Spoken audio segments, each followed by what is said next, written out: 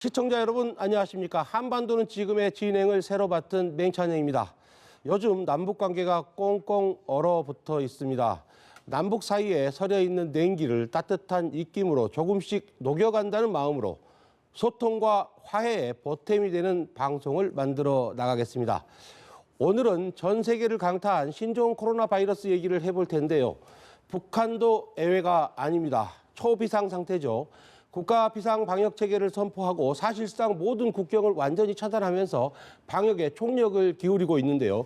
무엇보다 개성 남북 공동 연락사무소 운영을 잠정 중단했고 금강산 시설 철거 연기 방침도 남측에 통보했습니다. 앞으로 남북 협력 사업 추진도 속도 조절이 불가피해질 거라는 걸 짐작할 수 있는 대목인데요. 한 주간의 한반도 정세 김용현 동국대 북한학과 교수, 조한범 통일연구원 선임연구위원과 함께 짚어보겠습니다. 어서 오십시오. 안녕하십니까. 네. 자, 먼저 김용현 교수님, 네. 세계보건기구 WHO가 신종 코로나 바이러스 확산에 지금 국제적인 비상사태 선포했고 북한도 지금 대단히 긴장하고 있는데 네. 북한의 어떤 국경을 거의 봉쇄하다시피 한 북한의 대처 어떻게 평가하십니까? 뭐 최근 북한의 대처 상황을 보면 지금 블라디보스톡으로 운영되는 이제 전기 항공편도 중단을 시켰습니다. 네. 말씀하신 것처럼 이제 북중 국경은 다 막았다. 북러 국경도 마찬가지고 남북도 지금 막은 겁니다. 네. 개성을 막았으니까요.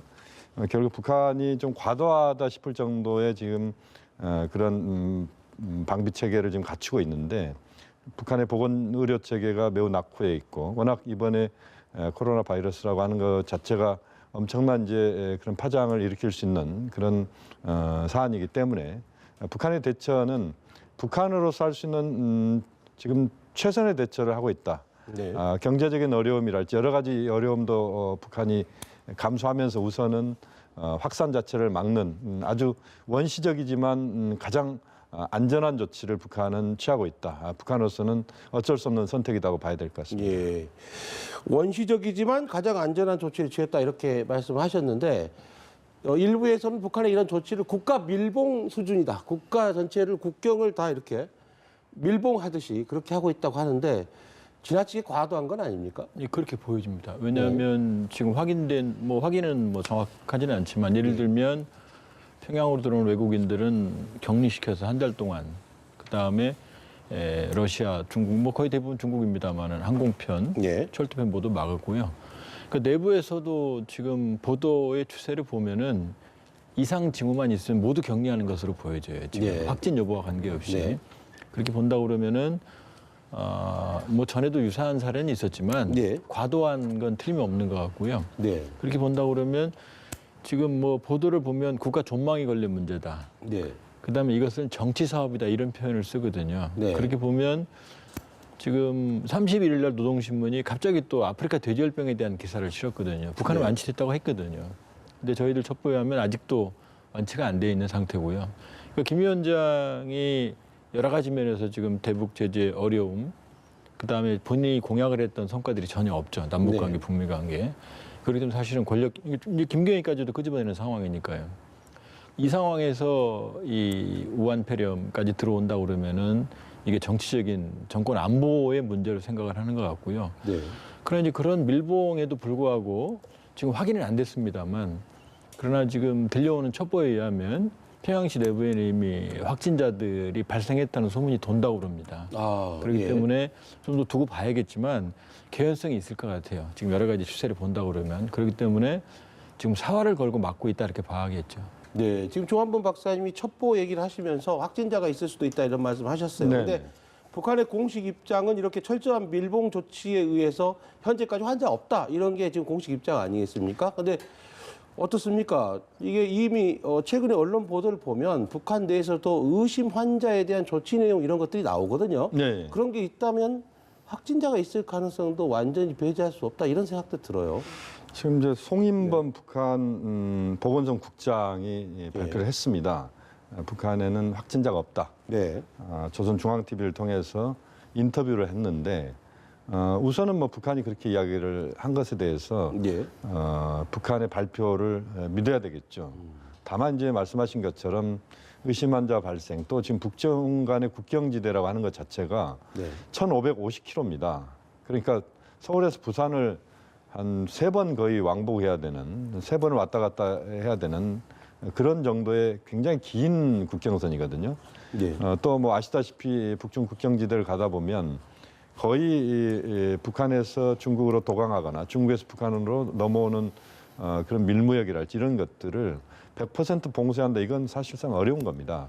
그렇기 때문에 실질적으로 그런 뭐 밀봉 수준의 그런 국경 폐쇄라고 한다고 하더라도 사실상 그런 왕래가 100% 차단되기는 어렵다라고 본다면 그러한 과정에서 북한으로 그 코로나 바이러스가 유입될 가능성은 여전히 있을 수 있다. 뭐 그런 점을 고려해 보면 현재까지 없다고 하더라도 앞으로 가능성이 상당히 있기 때문에 북한으로서는 북한 당국은 굉장히 긴장할 수밖에 없는 것이고요. 네. 중국 쪽에서는 그런 이야기도 나온답니다. 북한이 지금 국경을 봉쇄한 다른 국가들, 그러니까 중국과 국경을 맞대고 있는 국가들 중에서 가장 먼저 봉쇄한 걸로 지금 알려지고 있는데 그렇게 되다 보니까 어려울 때는 중국 쪽에 많이 도움을 요청하면서 중국에 이런 사태가 발생했는데 가장 먼저 국경을 닫는 것 여기에 대한 좀 서운함도 표시가 되고 있다 이럴 정도로 네. 북한으로서는 뭐 어쩔 수 없는 그런 지금 행동을 하고 있다 그렇게 봐야 될 것 같습니다. 네. 네, 이렇게 정치 문제 또 국가 전망이 걸린 문제라고도 얘기를 하고 있는데 이렇게 철저하게 봉쇄적인 방역을 사전 조치를 하는 이유가 그동안 장기간 이어져 온 어떤 대북 제재 조치 때문에 북한의 의료 인력이라든가 장비라든가 약품이라든가 이런 부분들이 현저하게 열악해져 있기 때문이다. 이런 분석을 하는데 거기에 동의하십니까? 크게 보면 이제 제재로도 볼 수 있지만, 그러니까 80년대 이후에 네. 국가 의료 시스템이 거의 붕괴됐다고 봐야 돼요. 그건 왜냐하면은 저도 소련에서 유학을 했기 때문에 사회지 의료 네. 체제를 잘 알거든요. 일단 시스템상으로는 좋습니다. 예를 들면 완전 무상 의료 체제고, 네. 그다음에 호 담당 의사라고 그래서 저도 소련에서 경험해 봤습니다만은 의사들이 집으로 왕진까지 와요. 가구별 담당 의사가 있더라고요. 예. 소련이 그렇게 했습니다. 네. 근데 이제 문제는 일단 의료진의 수준이 퀄리티가 여기보다 낮습니다. 일단은 그 준비하는 기간이 훨씬 짧고요, 우리보다 교육 체계가. 두 번째는 역시 약품입니다. 저도 소련에서 유학을 할 때 약품을 사갖고 병원에 갔거든요. 그 의사는 있는데 약품은 없는 거죠. 장비도 열악하고. 그렇게 보면 지금 북한 내부에서 지금 장마당에서도 가장 인기 있는 품목들 중에 하나가 바로 약품이거든요. 네. 그러니까 본인들이 약품을 조달해야 되는 상황이기 때문에 여러 가지 보면은 거의 뭐 국가 체계의 의료 시스템 자체는 거의 붕괴된 상황이라고 봐야 돼요. 이 상황에서 자생적인 장마당 경제와 결합된 의료 체계가 지금 가동했다고 봐야 되는 거고요. 네. 이런 상황에서 이제 국가 밀봉 수준도 좀만 더 말씀을 드리면 지금 그동안 이제 공식적인 어떤 그 대외 교역이나 인적 교류는 막았지만 사실 북한 경제를 지탱해온 것의 상당 부분이 밀수거든요. 네. 장기적인 밀수 시스템이 지금 가동이 되고 있기 때문에 이걸 어느 날 하루아침에 막기는 어렵거든요. 그러니까 열악한 의료 체계도 있고 이 상황에서 아마 밀수도 지금 완전히 중단은 안 됐을 거예요. 그렇기 네. 때문에 이 두 문제가 결합이 돼서 상황이 지금 매우 어려운 상황이라고 봐야죠. 네. 정말 그 김정은 북한 국무위원장이 작년 연말에 네. 네, 노동당 그 전원회의에서 자력 부강을 통한 정면 돌파 노선을 네네. 얘기하지 않았습니까? 그런데 그렇습니다. 그러면서 지금 마식령 스키장 건설이라든가 양덕 온천 개장 이런 관광 사업에 계속 열정을 쏟아왔는데 네. 이 코로나 바이러스 신종 코로나 바이러스 때문에 한동안 차질은 불가피할 것 같아요. 큰 타격이 있지 않겠습니까? 그러니까 단기적으로 지금 현재 상태에서 보면 단기적으로 북한의 투자는 사실상 그 투자에 대한 성과는 거의 기대하기 어렵다. 네. 다시 말씀드리면 뭐 양덕도 마찬가지고 마식령, 원산, 금강산까지 포함해서 북한이 국제적인 개발을 하겠다. 이게 원대한 사실 북한의 꿈이고 김정은 위원장의 중요한 지적 중에 하나로 북한은 이것을 공식적으로도 선전을 해왔고 또 그렇게 하려고 했었습니다. 그런데 이제 가장 중요한 관광 대상이 누구냐면 사실 중국인들입니다. 그러니까 중국인들이 얼마만큼 북한에 올 수 있느냐는 것이고 남 관광이 지금 중단돼 있기 때문에 그렇다고 해서 일본 관광객이 들어갈 수도 없는 것이고요. 또 미국이나 유럽 관광객들이 들어갈 수 없는 상황입니다. 미국은 지금 북한에 지금 들어갈 수 없는 미국 시민권자들은 못 들어가는 상황이거든요. 이런 조건에서 북한으로서는 외부의 관광객 유치가 현실적으로 지금 당장은 거의 제로다 이렇게 봐야 될 것 같습니다. 네. 그렇게 보면 투자가 전제가 결국 외국인 관광객, 특히 중국인 관광객이었다면 북한으로서는 당분간은 이런 그 동해안 지역에 만들어놓은 여러 가지 관광 시설들은 상당히 지금 어려움에 처할 수밖에 없다. 네. 북한으로서는 지금 매우 어려운 그런 경제적으로 지금 돌파를 하자라고 이야기했지만 사실상 돌파를 지금 어려운 국면들을 돌파하기 위한 그런 달러 박스랄지 이런 것들이 원천적으로 지금 차단될 수밖에 없는 상황이기 때문에 네. 매우 김정은 위원장은 고민스러울 수밖에 없다고 봅니다. 또 그 과정에서 오히려 지금 이제 남측으로부터 뭔가 관광이랄지 또는 남측으로부터 지원 이런 부분들이 지금 당장은 북한이 받아들이지 않을 가능성이 높지만 그런 것들이 조금 열릴 수 있는 그런 가능성들도 조금 우리가 또 봐야 될 것 같습니다. 네. 지금 이제 또 대북 제재 국면에서 유엔의 제재 국면에서 북한의 어떤 주민들의 생명줄이 됐다라고 할 수 있는 게 중국과의 어떤 밀무역이라든가 뭐 이런 부분들이 굉장히 중요한 역할을 해왔지 않습니까? 단둥이라든가 투먼이라든가 이쪽에서 이런 부분도 분명히 직접적인 타격을 받지 않겠습니까? 그 딜레마죠. 뭐냐면 열잔이 바이러스가 들어오고 네. 막으면 지금 북한 경제를 지탱하는 게 장마당 경제거든요. 그렇죠. 지난해 보면은 이제 제재 하에서 2017년이 마이너스 3.5% 성장을 했고 네. 2018년이 마이너스 4.1%거든요. 네. 근데 지난해는 의외로 1.8% 플러스 성장을 했어요. 근데 여러 가지 면에서 뭐 식량 지원이나 원산 뭐 마식령 이런 데 국가 투자도 있겠지만은 교역량이 증가했어요. 북중 교역량이. 그랬더라고요. 예. 예. 그렇게 보면 북중 교역이 지금 핵심적으로 북한 경제를 지탱하고 있고 그건 장마당과 직접 연계돼 있거든요. 뭐 북한이 지금 뭐 국산에 성공했다고 그러지만 그건 뭐 예를 들면 뭐 김치라든지 아니면 의류라든지 하는 그런 간의 수공업 수준이지 네. 대부분의 경공업, 공업 제품들은 중국에서 들어오거든요. 예를 들어서 북한 장마당의 3대 필수 식료품이 밀가루, 설탕, 식용유거든요. 네. 근데 이게 100% 중국에서 들어옵니다. 그럼 지금 그걸 막아버리면 장마당 경제가 이제 흔들리기 시작을 하는 거죠.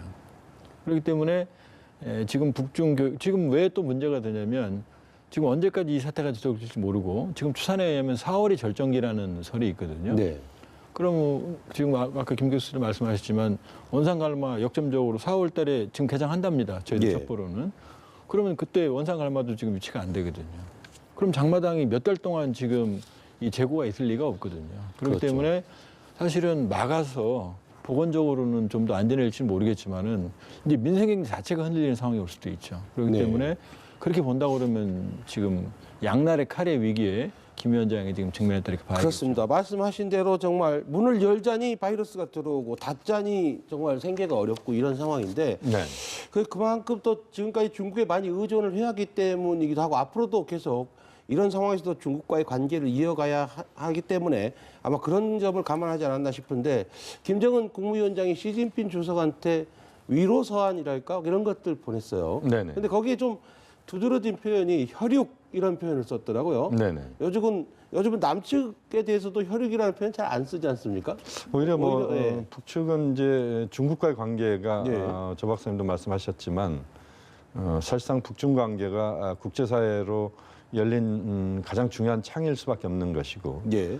또 지금 뭐 미국의 제재가 또 유엔의 제재가 가해지고 있는 속에서 북한이 중국과의 관계를 제대로 앞으로도 풀어가는 것이 뭐 가장 중요한 북한의 전략적인 그런 입장이라고 봐야 됩니다. 뭐 네. 그런 차원에서 지금 그 지원금도 보냈다 이런 이야기가 나오고 있습니다. 결국 시진핑 주석에 대해서 김정은 위원장이 그런 위로 전문도 보내고 이것은 전통적으로 북중 간의 혈맹 관계 또 순방치 않은 이 관계가 여전히 작동하고 있다고 봐야 되고요. 또 작년에 보면 시 주석이 평양을 방문했습니다. 집권 이후 최초로 방문을 했고 그 과정에서도 매우 북중 간의 긴밀한 그런 표현들이 나왔는데 이번에도 이제 혈육이라는 표현을 보면은 결국 중국과의 지금의 그 관계를 앞으로도 지속적으로 북중 관계를 발전시킨다. 또 중국의 이런 어려움을 북한이 함께 나눈다. 뭐 이런 차원에서의 접근이고 또 남북 관계도 북한이 중시하지만 여전히 북중 관계를 기본으로 해서 앞으로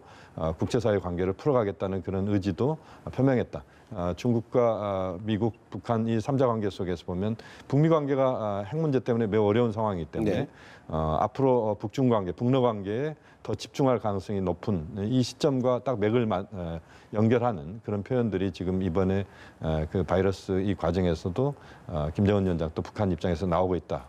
어떻게 보면 자연스러운 북한의 표현이다라고 봐야 될 것 같습니다. 네.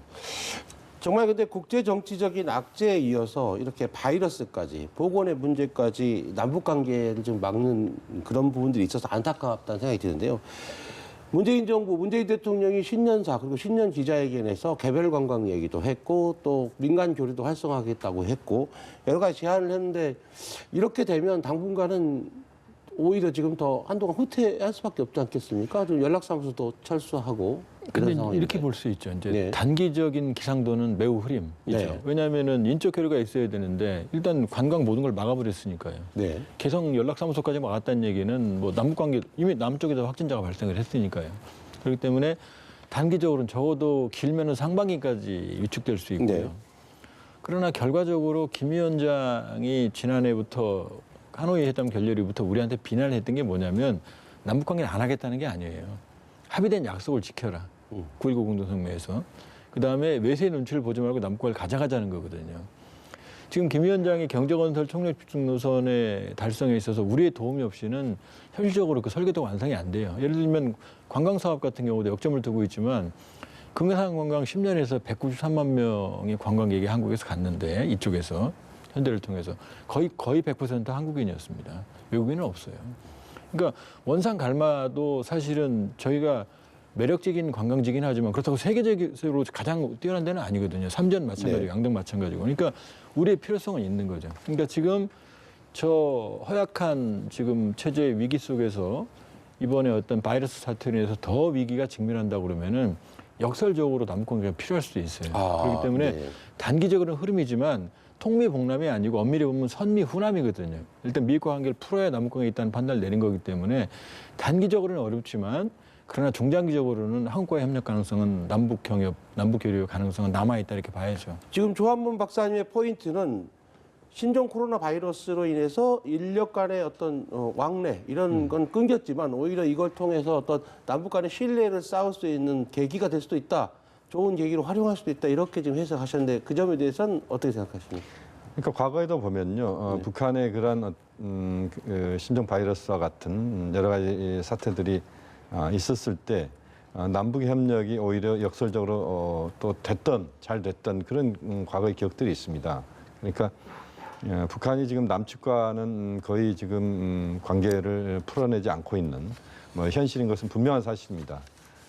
선미후남의 그런 자세도 지금 북한이 갖고 있는 것이고 다만 이제 이렇게 보시면 될 것 같습니다. 지금 북미 관계라고 하는 자동차의 앞바퀴가 지금 제대로 굴러가지 않는 상태에서 남관계가 자동차의 뒷바퀴라면 남관계가 뭔가 역할을 해줘야 되는 상황인 것이 지금의 시점이라고 봐야 되는데 그 과정에서 코로나 바이러스 때문에 분명한 어려움이 있지만 그러나 북한이 지금 이제 예를 들어서 만약에 북한의 지금 음성 확진자는 아니지만 음성으로 지금 나오는 경우는 보도가 지금 되고 있지 않습니까? 네. 뭐 이런 상황에서 북한의 예를 들면 마스크 같은 경우도 우리 쪽에서 지원이 가지 않으면 사실상 북한에서 북한 주민들에게 마스크가 제대로 보급되기가 쉽지 않다고 봅니다. 중국으로부터도 들어갈 수 없습니다. 왜냐하면 중국은 지금 마스크가 부족해서 우리한테 지금 많이 지금 요청을 하고 있는 상태이기 때문에 그렇게 보면 예를 들면 정부 차원에서 지금 당장은 어렵지만 민간 차원에서는 저는 빠른 속도로 우리가 빨리 최대한 빨리 북측의 인도적 차원에서의 예방접종과 관련된 또 예방조치와 관련된 마스크랄지 또는 여러 가지 뭐 손 세정제랄지 이런 것들을 보낼 수 있다고 보거든요. 네. 뭐 그런 작업을 하면서 하나 둘씩 문제를 풀어가다 보면 오히려 지금의 이 코로나 이 사태가 남관계에 뭔가 흐름을 바꿔낼 수도 있는 당장은 뭐 쉽지 않겠지만 그런 계기가 될 수 있다는 점에서도 의미가 있다. 네. 오히려 남북 관계라고 하는 자동차의 뒷바퀴가 좀 더 가동을 하기 시작하면서 앞바퀴도 바꿔낼 수 있는 그런 출발점이 지금부터도 가능하다. 이런 점에서 저는 정부 당국이 좀 더 적극적으로 또 우리 민간 단체도 상당히 속도감 있게 좀 움직일 필요가 있다고 봅니다. 그러면요, 지금 김정은 북한 위원장이 싹 드러내라, 남측 시설 싹 드러내라고 했던 그 금강산 관광시설 철거, 이것도 당분간 연기하겠다고 통보를 했는데, 이건 좀 긍정적으로 해석할 수 있는 대목이 있나요? 일단은 바이러스가 원인인 것 같습니다. 이번 건은요. 근데 이제 지금 김 위원장 생각을 보면 원산 갈마가 대규모 위락단지거든요. 근데 여기가 말이 해안 관광단지지 그렇게 높은 위도에, 이게 물이 차갑거든요. 그러니까 여름에 한두 달밖에 그 수영할 수가 없거든요. 그렇게 보면 김 위원장 그림은 뭐 제 추론입니다만은 금강산에서 관광을 하고 숙박은 이제 원산 갈마 이 구상이었을 것 같거든요. 그러니까 현대와의 기존 계약 시스템은 사실 마음에 안 들었던 거죠. 그렇지만 지금 완전히 현대와의 계약을 파기하거나 일방적으로 그 남북 경협을 중단할 경우에는 결국 아까도 말씀드렸던 우리 남측 한국 관광객들이 거기 가지를 않거든요. 국민 정서상. 그렇기 때문에 이 금강산 관광도 일방적으로 남북 관계를 훼손하면서 진행하지는 않을 거예요. 그러니까 지금까지 뭐 그렇게 단정적으로 말했지만 11월 말에다가 지금 6월 말까지 다시 연기했다 또 연기했거든요. 네. 그렇기 때문에 금강산은 경우에 따라서 과거의 시스템에 새로운 시스템을 전환하는 거지 이게 완전히 남북 관광을 중단하거나 경협을 중단하는 건 아니거든요. 네. 그렇기 때문에 금강산 관광 이번의 경우에는 바이러스라는 실무적인 문제였던 것 같고 향후에도 금강산 관광을 매개로 해서 남북 간의 관광을 재개하거나 협상을 하는 그런 여지는 남아있다고 봐야 됩니다. 네. 자, 이번에는 주제를 좀 바꿔서요. 네. 지금 짧게 질문 던질 텐데, 주한미군이 4월 1일부로 한국인 근로자에 대한 무급휴직을 통보를 했어요. 이게 네. 전례가 있는 일입니까? 아니면 처음 있는 일입니까? 지금 이제 이러한 상황 정도는 전례가 거의 없는 걸로 네. 봐집니다. 결국 미국 쪽에서 상당히 강하게 우리 측에 불만을 좀 표시했다 이렇게 봐야 됩니다만 약 9천 명 정도 됩니다. 지금 우리가 과거에 이제 군속이라는 표현들을 썼는데요. 주한미군을 서포트하는 여러 가지 이제 민간에서 하는 역할들이 있습니다. 이제 그 민간 역할들을 할 수 있는 그런 그 9천 명의 노동자들에 대해서 무급휴직이라고 하는 이제 극단적인 조치를 취할 수 네. 있다 이런 건데요. 네. 뭐 거기까지는 가지 않아야 된다고 봅니다. 또 한미 간의 많은 조율과 여러 가지 주변 환경을 좀 고려해서 지금 북미도 그렇고 남북 관계도 그렇고 다양하게 지금 문제를 풀어가야 되는 시점에서 이 문제가 발목을 잡아서는 안 된다고 봅니다. 예, 짧게 끝으로 예. 질문 드리겠습니다. 이렇게 하다 보면 지금 현재 작년부터 미국 쪽이 요구해서 한미 방위비 분담금 협정을 1년 단위로 계속 재협상해야 하지 않습니까? 그럼 결국은 주한미군에 있는 한국인 근로자들도 매년 지금 불안에 떨어야 되는 게 아닌가 이런 생각이 들거든요. 그건 어떻습니까? 그러니까 원래 5년이었죠. 네. 지난해 1년은 이번에 큰 폭으로 대폭 인상하겠다는 전제였기 때문에 1년을 한 거고요. 이번에 원하는 수준을 올려지만 아마 기간은 연장이 될 수 있습니다. 그런데 이번에 좀 실망스러운 게 뭐냐면 지금 돈이 있어요. 왜냐하면 작년에 쓰는 돈 다 못 썼고 매년 수천억 원의 잉여금이 발생을 하거든요. 그 돈도 남아있는데 지금 그 무급휴직을 주겠다고 하는 건 대국도 없지 못한 거거든요. 그럼 결국 트럼프 대통령의 압박에 의해서 미국 협상단도 지금 협상의 여지가 지금 줄어있는 상태다 이렇게 봐야겠죠. 네. 네. 지금까지 김용현 동국대 북한학과 교수 그리고 조한범 통일연구원 선임연구위원과 함께했습니다. 오늘 말씀 고맙습니다.